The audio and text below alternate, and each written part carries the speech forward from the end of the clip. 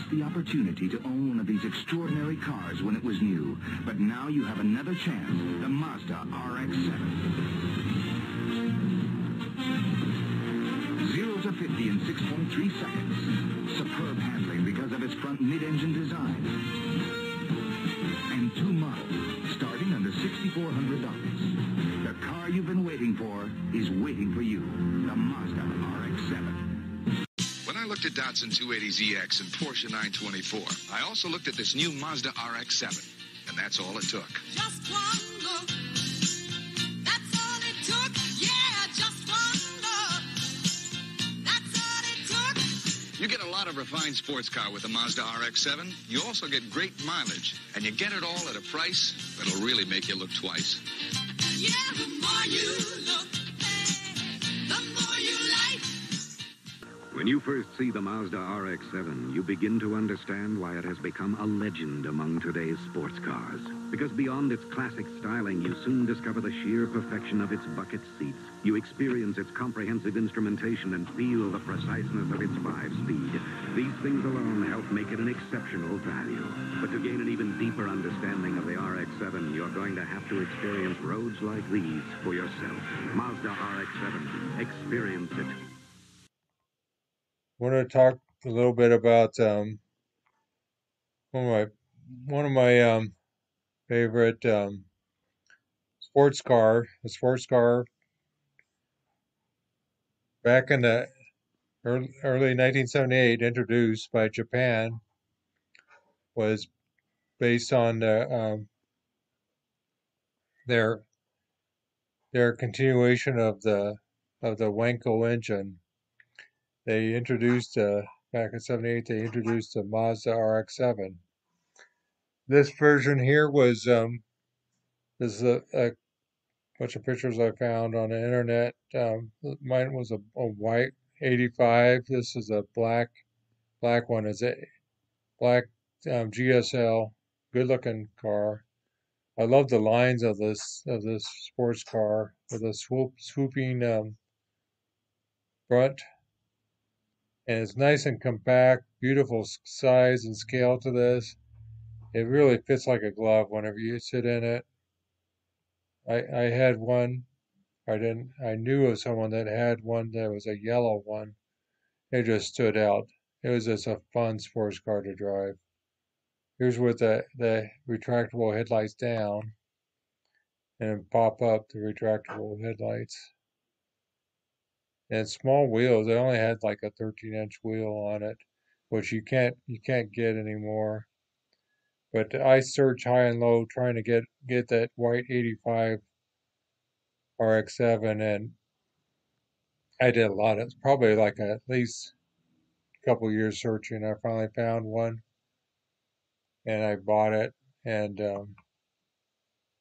I didn't know I was going to have so much trouble with it. I had a lot of trouble smogging the engine, because with that Wankel engine, the first thing that goes is the apex seals, and it's with the lets all the carbon pass that seal right there, so it's hard to get smog. Shot of the interior, and mine was similar to this because it was white with a red interior. This is I think it was more of a off red. It was more burgundy than mine was. I remember mine being pretty red, but it might have been that.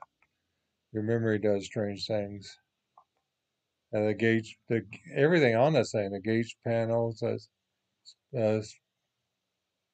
speedometer up to 140 miles per hour, and 8,000 RPM tach. I don't remember if mine was. It had to be the same thing, 85.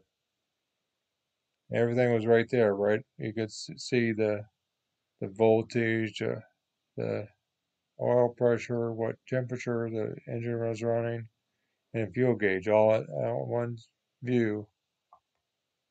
And by 85, they switched up to like a 1.3 liter. When it first started in 73, it was 1.1 liter. You know, it's hard to describe because it's Wankel engine is a little bit different than piston engine. But there's a couple shots of that RX-7 with the side moldings on it. That was cool there too. I didn't mind that because it helped prevent other doors hitting you. And they was unusual in the fact that their rear hatch was um, was all glass. It was the two pneumatic shocks on it to hold it up. But it had a good seal on it, and it's a fun little sports car. This shows like a 3-speed automatic. Mine was a stick shift, and this had the old cassette radio with the equalizer on it, and like very retro looking. You don't find anything like that. And nowadays, stereos shot from the back. It shows like a pop-up sunroof. Mine didn't have like that at all. I didn't care for that. I always thought that they would leak, you know. But it's a good looking car, that's for sure.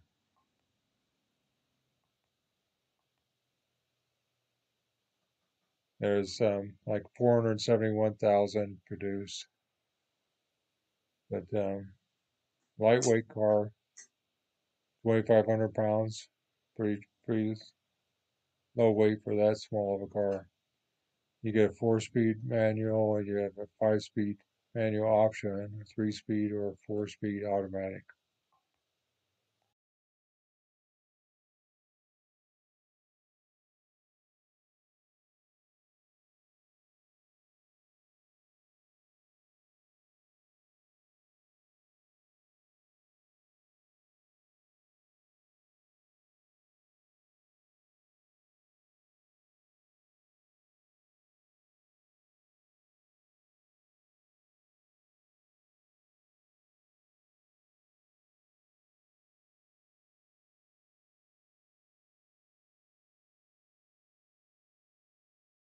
Romp down a road like this.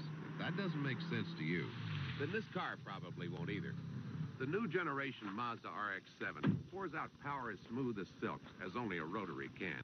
And nothing has a more advanced suspension system, so you track through turns like you're on rails.